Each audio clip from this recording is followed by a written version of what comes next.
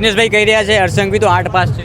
અમે 8 પાસનું કોઈ મૂલ્ય જ નથી હોતી। ધીરુભાઈ અંબાણી પણ 4 પાસ હતા। આજે જ્યારે વડગામ ખાતે નાયબ મુખ્યમંત્રી હર્ષ સંઘવી પહોંચી રહ્યા છે પુસ્તકાલયનું ઉદ્ઘાટન કરવા માટે, ત્યારે મોટી સંખ્યામાં આપ જોઈ રહ્યા છો કે અહીંયા તમામ સમાજના 18 આલમના લોકો અહીંયા ઉપસ્થિત છે। આપણે એમના સન્માન માટે આપણે વાત કરીશું। શું નામ છે આપનું? રબારી અમૃતભાઈ જોગાભાઈ। અમૃતભાઈ, આજે દિવાળી જેવો માહોલ છે? હા, બહુ દિવાળી જેવો માહોલ છે। પહેલાં વહેલો માહોલ આવો દેખ્યો છે વડગામ તાલુકામાં।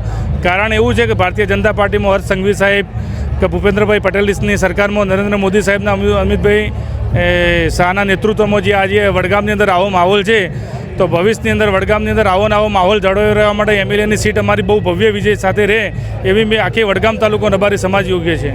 અહીંયા ભવ્ય પુસ્તકાલય બન્યું છે। અરે સાહેબ, આજે ભવ્ય પુસ્તકાલય એટલે વડગામ તાલુકાના ભાજપ સંગઠનના દ્વારા અને ભાજપના નેતૃત્વની અંદર આ પુસ્તકાલય બન્યું છે। એમનું આજે ભવ્ય વિનામૂલ્ય એનું પુસ્તક ઉદ્ઘાટન થઈ રહ્યું છે સંઘવી સાહેબના હાથે। એમાં વડગામ તાલુકો બહુ ખુશી છે।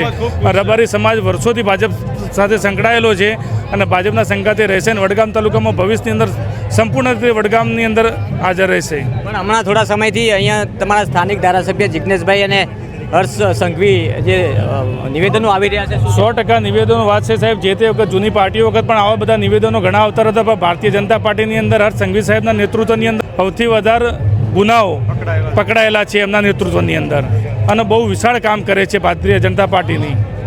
જિગ્નેશભાઈ કહી રહ્યા છે હર્ષ સંઘવી તો 8 પાસ છે।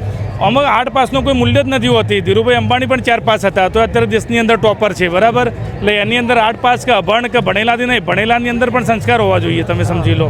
એવું નથી હોતું। જે રાજ સફળતાપૂર્વક કામ કરે અને પ્રદેશની અંદર આજે સમજી લો કે 162 ઉપર સીટો ભારતીય જનતા પાર્ટીની આવેલી હતી અને એમાં કુશળ નેતૃત્વના લીધે આજે ભારતીય જનતા પાર્ટી બહુ સફળ રીતે કામ કરી રહી છે અને બહુ આગળ વધે તેવી શુભકામનાઓ છે।